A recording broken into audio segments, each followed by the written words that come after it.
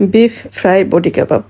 এটা যারা এখন পর্যন্ত তৈরি করে খাননি অবশ্যই একবার তৈরি করে খেয়ে দেখবেন। খুবই মজার আর খুব সহজেই এরকম মজার একটি নাস্তা তৈরি করা যায়।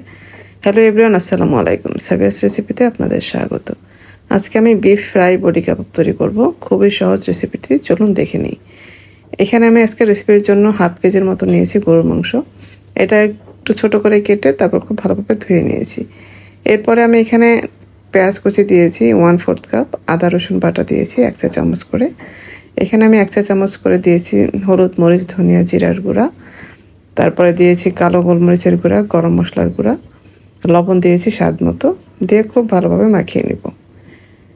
মাখিয়ে নেওয়া হয়ে গেলে এটা আমি প্রেশার কুকারে সেদ্ধ করব। আপনারা এটা চাইলে নর্মাল হাঁড়িতেও কিন্তু সেদ্ধ করতে পারবেন। প্রেশার কুকারে সেদ্ধ করলে খুব তাড়াতাড়ি হয়ে যায়। আমি একটা প্রেশার কুকারে নিয়ে নিয়েছি। এখানে আমি সামান্য পরিমাণ পানি দিয়েছি, যেটুকু পানি লাগে সেদ্ধ হইতে আমি ঠিক সেরকম পানি দিয়ে চুলায় বসিয়ে দিলাম। এখন আমি ঢাকনাটা আটকে এটা যতক্ষণ সেদ্ধ না হয় আমি সেদ্ধ করে নিব। এই তো আমার মাংসটা কিন্তু সেদ্ধ হয়ে গেছে। যেটুকু পানি রয়ে গেছে এটা আমি জাল দিয়ে একদম টানিয়ে নিব, একদম মাখা মাখা করে নিব। মশলাটা যেন খুব ভালোভাবে মাংসের গায়ে লেগে থাকে।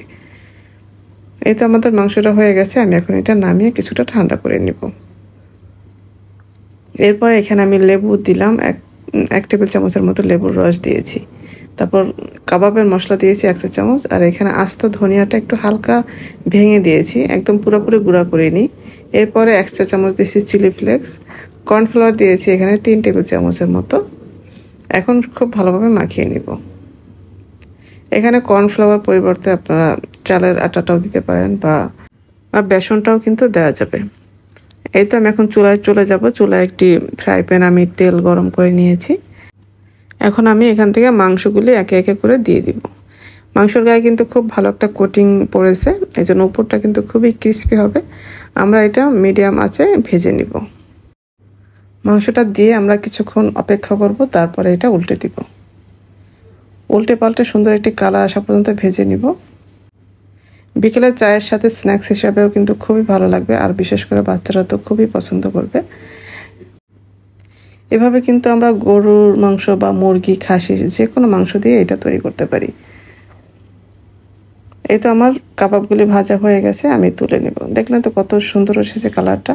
এর উপরটা একদমই ক্রিস্পি হবে আর ভেতরটা খুবই জুসি থাকবে, খেতে খুবই ভালো লাগবে। এই তো আমার তৈরি হয়ে গেল খুবই মজার বিফ ফ্রাই বডি কাবাব। এটা এখন যে কোনো চাটনির সাথে বা সসের সাথে সালাদ দিয়ে পরিবেশন করবেন, খুবই ভালো লাগবে খেতে। আশা করছি আজকের রেসিপি আপনাদের ভালো লেগেছে। ভালো লাগলে লাইক, কমেন্ট এবং শেয়ার করে দিবেন।